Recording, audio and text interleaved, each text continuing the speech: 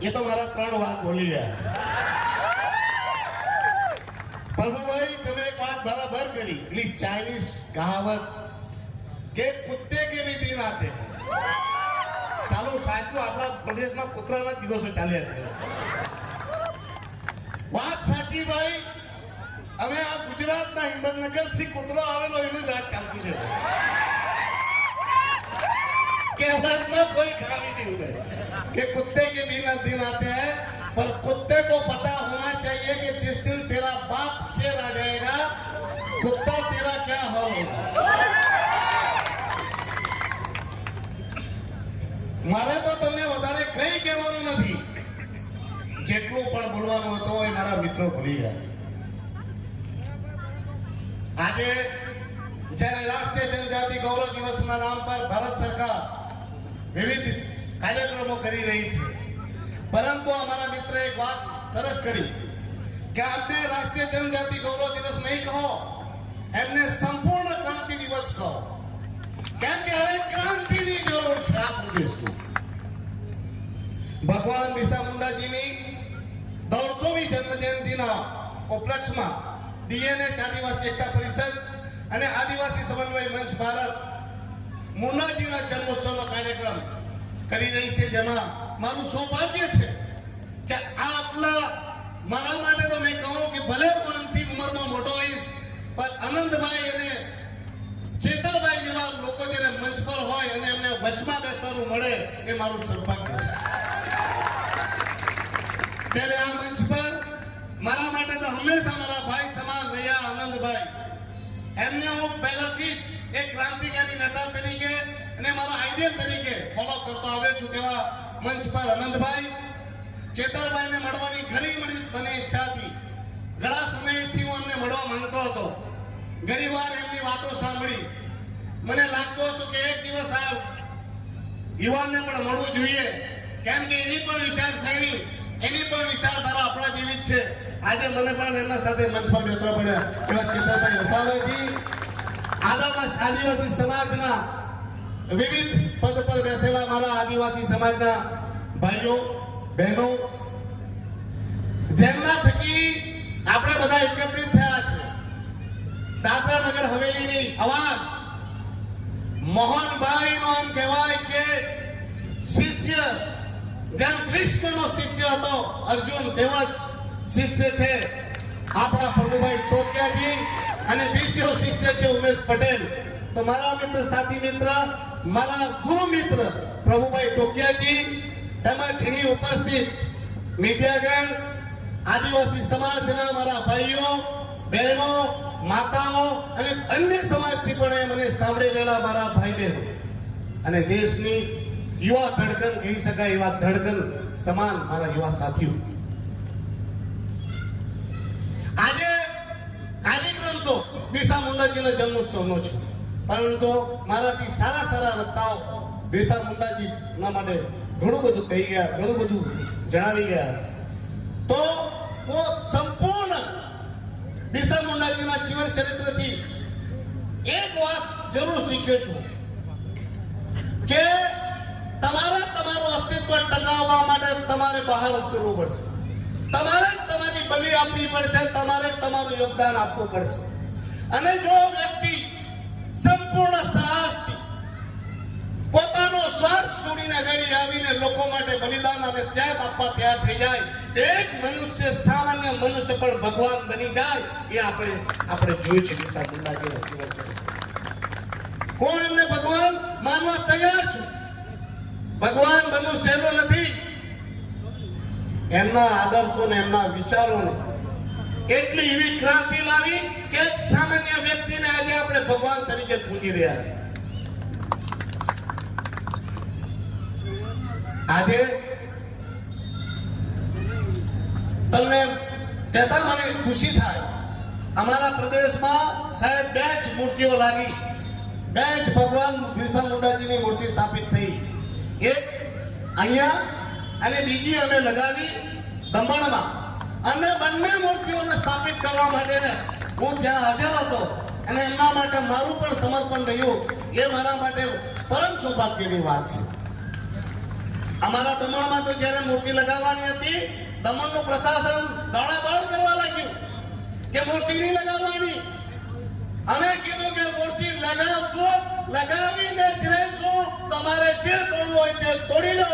અમે જરી ઉપર બિરસા મુંડાજીની મૂર્તિ લગાવી દીધી, તેનું નામકરણ કરી દીધું અને આ જ અધિકારીઓ કાલે પગે પડતા પડતા દોડતા આવેલા ફોટા પડાવવા. કેમ કે એમના બાપે ઉપરથી કીધું કે જાઓ 7 દિવસ સુધી તમારે કાર્યક્રમ કરવાના છે. તો એ લોકો દોડ કરીને ફોટા પડાવવા આવી ગયા. અરે તમે નક્કી નહીં કરતા, તમે પ્રશાસનમાં બેસેલા અધિકારી નક્કી કરશો કે અમારા પ્રદેશમાં, અમારા ગામમાં કોની મૂર્તિ લગાવવાની અને કોની પૂજા કરવાની. અમે તમને પૂછીને લગાવશું. શું તમને પૂછીને અમે પૂજા કરશો? તો ભૂલી જાજો ભાઈ, અમે તમને પૂછીને કોઈ મૂર્તિ લગાવવાના નથી ને તમને પૂછીને કોઈ પૂજા કરવાના નથી. આ અમારો પ્રદેશ છે ને અમારા ભગવાનની મૂર્તિ લગાવી, અમારા નેતાઓની મૂર્તિ લગાવી અમે ત્યાં કરશું, તમે નહીં. હું એક ચોક્કસપણે કહું કે પરિસ્થિતિઓ બદલાઈ હશે, સમય બદલાયો હશે, પણ આજે પણ આપણા લોકો સાથે અત્યાચાર અને અન્યાય તો થઈ રહ્યો છે. આપણા ઉપર જુલમ તો થઈ જ રહ્યો છે. પહેલા ગોરા કરતા હતા ને હવે ભૂલા કરી રહ્યા છે. એટલે કહીએ કે બિરસાજી લડ્યા હતા, ગોરો से हम लड़ रहे हैं, प्रशासन में बैठे चोरों से. अरे અત્યાચાર પણ કેવા કેવા, તેમાં સૌથી વધારે અત્યાચાર આપણા આદિવાસી ભાઈ બહેનો ઉપર થયા છે. મારા મિત્ર પ્રભુભાઈ કહી ગયા, એસએસ બોયા સાહેબે આત્મહત્યા કરી. શા માટે કરી? એક જિગ્નેશ કાછિયા, જિગ્નેશભાઈ પટેલે આત્મહત્યા કરી. શા માટે કરી? અરે બિચારી પેલી આદિવાસીની દીકરી બસ કંડક્ટરમાં કામ કરતી હતી, તેને આત્મહત્યા કરવા પડી. આટલું નાની ઉંમરમાં એક ને એક દીકરી આત્મહત્યા કરી ગઈ. શા માટે? અરે પેલો દયા ફળિયામાં જયંતિભાઈ બરફ ભૂલી ગયા તમે? બિચારો ગરીબ પોતાનું ઘર બચાવવા માટે પોતાના ઉપર કેરોસીન લગાવીને સળગી ગયો. કોના કારણે?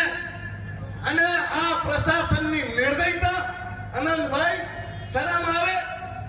એ લોકોને શરમ બી નહીં આવે કે માણસ સળગી ગયો તો પણ તેનું ઘર બચાવ્યું નહીં, તોડી જ નાખ્યું. આજે પણ આ જ રીતે તમને કહું, દીવમાં કલ્પનાબેન જાદવ કરીને છે એક આદિવાસી, એમનું ઘર તોડવા માટે પ્રશાસન એડી ચૂંટીનું જોર લગાવીને બેઠું છે. પેલી બેન લેટરો લખીને પ્રશાસનમાં કહે છે કે આ ઘર તૂટી જાય તો અમારી આત્મહત્યા કરવી પડશે. લીગલ ઘર, પ્લાન પાસ. પણ કેમ? કેમ કે ત્યાં આ ગુજરાતથી જે કાકો આવેલો તેના મિત્રને ત્યાં ટેન્ટ હાઉસ બનાવવાનો છે, તેમને ધંધો કરવાનો છે. એટલે પેલી આદિવાસી બહેનનું ઘર ખાલી કરાવે. ઘર ખાલી નહીં કર્યું તો તેમના ભાઈઓને નોકરીથી કાઢી મુકાયા. આટલો અત્યાચાર આજે પણ આપણા પર થઈ રહ્યો છે. આપણે ભૂલી ગયા આપણા આદિવાસી સમાજના મસીહા જનનાયક મોહનભાઈ ડેલકરે શા માટે આત્મહત્યા કરવી પડી? અરે બિચારાએ આપણા પ્રદેશમાં પણ મોત નહીં મળ્યું. તેને વિશ્વાસ હતો કે અહીંયા મરીશ તો અહીંયા મને ન્યાય પણ નહીં મળે. તેમણે મહારાષ્ટ્ર જવું પડ્યું અને ત્યાં આત્મહત્યા કરી. એફઆઈઆર માં નામ આવ્યું અને આ માણસ, બેશરમ માણસ, એફઆઈઆર માં નામ હોવા છતાં માણસ કડક અસ્ત્રી મારીને પાછો ફરે આદિવાસીના મસીહા બનીને. ને શરમ આવે દાદરા નગર હવેલીના એ નેતાઓને જેમણે મોહનભાઈ સરપંચ અને જિલ્લા પંચાયત અને નગરપાલિકાના કાઉન્સિલર બનાવ્યા, તેઓ તે આ કાકાના પગમાં વાંકા વળીને તેને પગના અંગૂઠાઓને તળવાઓ ચાટી રહ્યા છે. શરમ છે આવા નેતાઓને. અરે આજે તમે જોયું હશે, મહામહિમ રાષ્ટ્રપતિજી આવેલા, એમના મંચ પર આદિવાસીઓના નેતા, મોટા નેતા, નગરપાલિકાના કાઉન્સિલર, આપણા બધાના સન્માનની પણ કહી શકાય. જ્યારે સુમનભાઈ મંચ પર હતા માત્ર ને માત્ર રાષ્ટ્રપતિજીને એ આપણા પ્રદેશની જે વેદના છે તે કહેવા માંગતા હતા અને એ લેટર લઈને મહામહિમને આપવા માંગતા હતા. એમને ધૂતકારીને ત્યાં મંચ પરથી ધક્કા મારીને કાઢી દેવાયા. શું આ આદિવાસીનું સન્માન ગણાય? શું હતું? શું તારા બાપની જાગીર એ લૂંટી લેવાનો હતો? અરે મહામહિમને એક પત્ર જ તો આપવા માંગતો હતો. એક પત્ર આપી દેતે અને મહામહિમ લઈ લેતે તો તેમાં શું લૂંટાઈ જવાનું હતું? પણ આ એની માનસિકતા સાબિત કરે છે કે એને આદિવાસીઓ પર કેટલી નફરત છે. અરે પાછો બેશરમ માણસ મહામહિમના મંચ પરથી શેકી મારે ને ગર્વ સાથે કહે, અરે તમને ખબર છે મારા દમણમાં કાલે જ પ્રોગ્રામ હતો. અમારા આદિવાસી સમાજના પ્રમુખ ધીરુભાઈ જોડી ત્યાં ખુલ્લા મંચ પરથી કહેતા હતા કે અમે પ્રશાસન પાસે ગયા કેમ કે આજે કાર્યક્રમ છે બધા આદિવાસીઓના બિરસા મુંડાજીના જન્મોત્સવને રાષ્ટ્રીય જનજાતિ ગૌરવ દિવસ ઉજવાઈ રહ્યો છે તો એમ કે પ્રશાસન એમાં કાર્યક્રમનો થોડો ખર્ચો આપે. તો પ્રશાસનના ઓફિસમાંથી એવું કહેવાયું કે પૈસા આદિવાસીઓના કાર્યક્રમ માટેના આ કાર્યક્રમ માટે પૈસા નથી. અને 7 દિવસ સુધી દમણમાં મોન્સૂન ફેસ્ટિવલ કરવાના એ ભાઈ પાસે પૈસા છે. મોટા મોટા હોર્ડિંગ મારવાના એ ભાઈ પાસે પૈસા છે. એ પ્રશાસકના જન્મદિવસના મહોત્સવ કરવા માટે ભાઈ પાસે પૈસા છે. અરે લાખો નહીં કરોડો રૂપિયા ખર્ચીને મોંઘી સિંગરો લાવીને નચાવી અને અયાસી કરવાના પ્રશાસક પાસે પૈસા છે. પણ આદિવાસીઓના સંસ્કૃતિને બચાવવા માટે આદિવાસીઓની હિત અને અધિકારોની રક્ષા માટેના કાર્યક્રમ કરવા માટે આ પ્રશાસક પાસે પૈસા નથી. આનાથી વધારે દુર્ભાગ્યપૂર્ણ વાત બીજી કહી હોઈ શકે. અને પાછો મંચ પર બેસીને મહામહિમની સામે શેખ્યો અમારે કે મેં આદિવાસી વિકાસ માટે આ કર્યું છે, મેં તે કર્યું છે. અરે ભાઈ તે શું કર્યું? આટલા બધા આદિવાસીઓ લોકો શા માટે મરી ગયા? શા માટે તારા નામની એફઆઈઆર લખાઈ ગયા? અરે આપણો તાપા ફેસ્ટિવલ આ ભાઈ બંધ કરી નાખ્યો. તેના પણ એના પાસે પૈસા નથી. અને વાત કરે આદિવાસીઓની હક અને અધિકાર અને એમની સંસ્કૃતિ બચાવવાની. પાછો મંચ પર બેસીને અને કોઈ બી વીઆઈપી આવે તો પહેલા આદિવાસી વાલી પેન્ટિંગ જે છે તે જ આપે. પાછો જે બી અહીંયા દાદરાનગર હવેલીમાં આવે તો આપણા તારપા વાળાને ત્યાં ગળી લીધે. આદિવાસી સંસ્કૃતિઓના ઢોંગ કરવાના, નાટક કરવાના અને જ્યારે આદિવાસીઓના હક અને અધિકારની વાત આવે ત્યારે ભાઈએ ખેલ કરી જવાના. અરે મને તો ખરેખર દુઃખ થાય. મને બધા એમ કે તમે ઉમેશભાઈ દેખાયા નહીં. અરે તમે દુઃખ સાથે કહેવા પડે. દમણ દીવમાં એકમાત્ર સાંસદ હું અને આ પ્રોટોકોલ કે કોઈ બી વીઆઈપી આવે તો સાંસદને ત્યાં રાખવા પડે. અરે મેં લેટરો લખ્યા, બધું જ કર્યું, પણ મને ત્યાં ના રિસીવ ઉપર ઉભો રાખવામાં આવ્યો, ના સાથે મંચ પર રાખવામાં આવ્યો, ના મને રાષ્ટ્રપતિજીના ડિનરમાં રાખવામાં આવ્યો. મંચ પરથી કહું છું.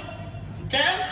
કેમ કે લાસ્ટ ટાઈમ બી મને અનંતભાઈ ચેતરભાઈ મને બોલાવેલો નહીં, પણ મેં ત્યાં ઉપરાષ્ટ્રપતિજીને ત્યાં લેટર લખેલા કે ભાઈ આ મને બોલાવશે નહીં એટલે મારા પ્રોટોકોલ પ્રમાણે મને તમારે સાથે રાખજો કાર્યક્રમમાં. તો મને સાથે રખાયો ને મેં 3 જ મિનિટમાં ઉપરાષ્ટ્રપતિજીને બરાબર સમજાવી દીધું. એવો સમજાવ્યો કે આ બધાને લઈ ગયો ત્યાં દિલ્હી. દમણના દીવના દાદરાનગર હવેલીના સરપંચ, જિલ્લા પંચાયત, નગરપાલિકા પ્રમુખો, કાઉન્સિલર બધા પહોંચી ગયા. મસ્ત તૈયાર થઈને પાવડર લગાવી. પણ દીકરા હોય એમનો બાપ હું પહેલા ઉપરાષ્ટ્રપતિજી ઘરે પહોંચી ગયો. એટલે એની જે મનસા હતી તે મેં સફર પર પડવાની લીધી. એટલે આ વખતે એને શું કહ્યું કે આ વખતે એને મારું નામ જ કાપી નાખ્યું. દીકરા તું અહીંયા કાપે પણ તારો બાપ તો દિલ્હી જાય. તું અહીંયા કાકા જેટલા ધૂમ ધડાકા કરવાના હોય તેટલા કરી લેજે, પણ તારો બાપ તો પાર્લામેન્ટમાં બી બોલશે અને રાષ્ટ્રપતિજીના ઘરે બી જશે. તારી તમામ વોટ ફરીને આવશે. ને મેં બી મારા જે વિશેષ અધિકાર હનન છે તેમાં કેસ કરી દીધા. એટલે મને એમ થતું કે હું લાલુભાઈ છે કે પગે પડું એ તો પગે નહીં પડા. પાછો ઉપરથી મંચ પરથી શીખી મારે કે આ દમણદીવ ને દાદરા નગર હવેલીમાં અમે એમ કે આટલું રિઝલ્ટ સારું કર્યું. અરે શિક્ષકોની હાલત ખરાબ કરી નાખી. શિક્ષકોને કેટલા શિક્ષકોને કાઢી મૂક્યા. શિક્ષકોનો સમય સવારથી લઈને સાંજ સુધી કરી નાખ્યો. વેકેશનો કાપી નાખ્યા. શિક્ષકોનો પગાર કાપી નાખ્યો. શિક્ષકોને ડબલ ડ્યુટી કરાવે અને પાછો તાળી બનાવે કે અમે શિક્ષકોના બદલાથી એમ કે રિઝલ્ટ સારું લાવ્યું. તું કેટલો ભણેલો ભાઈને પૂછો નહીં. હે એ તો ઉપર ભાઈ મોદીજી ને અમિતભાઈ છે તેની માયાથી તું દીકરા પ્રશાસક બનેલો. બાકી તુને તો અમારા પટ્ટાવાળો નહીં બનાવે. સમજી ગયા? એ પ્રશાસક પ્રફુલ્લ પટેલ તું કાન ખોલીને સાંભળી લે. આ જો તે પદ પર બેઠો છે એ ખાલી ને ખાલી તારી કોઈ મહેનત નથી. આ તો મોદીજી અને અમિતભાઈની મહેરબાની છે કે તું આ પદ પર બેઠો છે. બાકી દીકરા ચૂંટાઈને જોજે. આ બે વાઘ ચૂંટાયેલા છે. પૂછો ચૂંટાવાથી કેમ થાય. જે દાડે ચૂંટાશે તે દાડે ગર્વથી છાતી ફેલાવીને ફરજે. બાકી ભાઈ તારી હાલત તો પેલા કૂતરા જેવી છે. એવા ગાલની નીચે કૂતરો ચાલતો હતો. શું? અને ગાલડીમાં બધું ભરેલું અનાજોનું વજન. અને જે ગાલડી ઘરે આવી તો પેલો કૂતરો બહાર આવીને પડી ગયો. માને કે પૂછ્યું શું થયું? ભાઈ તને ખબર નથી પડી આટલું અનાજ ખેંચી લાવ્યો. ને કેવું કે ગધેડા તો એ તો આ ગાલડીનો નીચે છાયા ચાલ્યો. આ બે બળદ છે જે વજન કરતા હતા. તેમ આ કૂતરાને એમ થયા કરે કે એની બહુ માયા છે. પણ તારી હાલત તો ભાઈ કૂતરા જેટલી છે. ને કોઈ કૂતરો ગમે તેટલું વાઘનું ચામડું પહેરી લે તે કૂતરો વાઘ નથી થતો. એટલું યાદ રાખજે દીકરા. આ ઉમેશ પટેલ પણ છે તે એટલું તું યાદ રાખજે કે જે દિવસે દિલ્હીમાં જે બે કર્નલ જે લોકોએ તારા માથા પર હાથ મૂકેલો છે તે હાથ છટાઈ ગયો. એટલે દીકરા તારા ટાટિયા ખેંચતા આ બે મારા અવાજ આવેલા છે એમને જ એક હાથમાં ટાટિયો આપીશ તો એ ખેંચતા તુને હિંમતનગર લઈ જાવે. ભાઈ તમે હાથે જીતી જાય જાય. બાકી આદિવાસી સમાજને ખાલી એક જ પ્રેરણા આપવા માંગુ છું બિરસા મુંડાજીથી. બિરસા મુંડાજીએ એક જ સૂત્ર મને સૌથી વધારે ગમ્યું કે તું સંગઠિત થાવ. શું થાવ? સંગઠિત થાવ. અને એમણે પણ આપણે બધાને સમાજને સંગઠિત કરી ને અંગ્રેજો સામે લડાઈ લડીને આપણે હક અને અધિકાર માટે એમણે પોતાની બલિ આપીને આજે ભગવાન બની ગયા. આપણે સમય છે કે આપણે તમામ આદિવાસીઓ એક થવાનું અને તમામ લોકોએ ભેગા થવાનું. મને ઘણા કહે છે કે ઉમેશભાઈ હજુ પ્રફુલ્લભાઈ ગયો નથી. પણ હું કહું છું કે હું તો લડાઈ લડી રહ્યો છું. પણ આપણા ચૂંટાયેલા સરપંચ, જિલ્લા પંચાયત, નગરપાલિકા અને કાઉન્સિલરો આના ખોળામાં બેસીને હું ત્યાં દિલ્હીમાં બોલું ને લખીને આપી આવે કે ભાઈ પ્રફુલ્લભાઈ તો બહુ સારું કામ કરે, આ તો બહુ અમને જરૂરી છે, તો સાંસદ જ્યાં ખોટો પડે. એટલે આ વખતે તમે ચૂંટણી આવવાની છે, કમર કસી લેજો અને પ્રફુલ્લ પટેલ હાથે જેટલા ફોટામાં દેખાય તે ચૂંટણીમાંથી સાફ કરી નાખજો. બાકી સમયનો ઇંતજાર કરજો. હું તમારો જ ભાઈ છું, તમારો જ દીકરો છું. પહેલા પણ જ્યારે તમારા પ્રદેશમાં કંઈ થયું છે તેનો હું આવ્યો છું ને આવતો રહીશ. અને હું કોઈ તોપ નથી મારતો. જ્યારે અમારા વડીલ, મારા ગુરુ જનનાયક મોહનભાઈ ડેલકરજી હતા ત્યારે અમારા પ્રદેશમાં કંઈ થતું તો અમે મોહનભાઈના દરબારમાં બેસતા ને મોહનભાઈ અમારા હક અને અધિકાર માટે લડવા હતા. અને એમનું ઋણ અમારા પ્રદેશ ઉપર છે અને એ ઋણ ઉતારવા માટે હું તમારા પ્રદેશમાં આવું છું અને હું આવતો રહીશ જ્યાં સુધી મારા શરીરમાં શ્વાસ ચાલશે, મારા લોહીનું એક એક ટીપું જ્યાં સુધી શરીરમાં રહેશે ત્યાં સુધી તમારા બધાના હક અને અધિકારની લડાઈ લડવા માટે હું આવતો રહીશ. ગભરાતા નહીં. આ કાકાને વાકો તો વારવાનો જ છે અને એને હિંમતનગર આપણે મોકલીને જમશું. थोड़ा दिवसों से चाइनीज कहावत है भाई कि हर कुत्ते का दिन आता है, अब कुत्ते का दिन भी है, वो परमात्मा परमेश्वर थोड़ा दिन इनका दिया हुआ है तो चिंता नहीं है। पर आ अधिकारियों ने कहवा मांगू छो कि आप लोग कान खुलकर सुन लो, ये काका तो जाएगा पर तुम्हारा क्या होगा वो तुम लोग जान लेना। आज तो तुम लोग नाच रहे हो तुम्हारे बाप के दम से, पर तुम्हारा बाप का दिन भी भर चुका है और उसका पाप भी भर चुका है। अब तुम्हारी बारी आएगी तब तुम्हें कौन बचाएगा उतना याद जरूर रखना। इस मंच पर मुझे समय दिया, આટલા મોટા વ્યક્તિઓની વચમાં બેસવાનું સ્થાન આપ્યું, મારું સન્માન કર્યું, તે બદલ આદિવાસી સમાજનો, પ્રભુભાઈનો, એમની ટીમનો હું ખૂબ જ ઋણી છું, આભારી છું। તમે પણ આટલી મોટી સંખ્યામાં મને સાંભળ્યો, મારા મિત્રોને સાંભળ્યા અને તમે બધાએ લાસ્ટ સુધી બેસી રહ્યા તે બદલ તમારો બધાનો આભાર। થેન્ક યુ, ધન્યવાદ, જય આદિવાસી।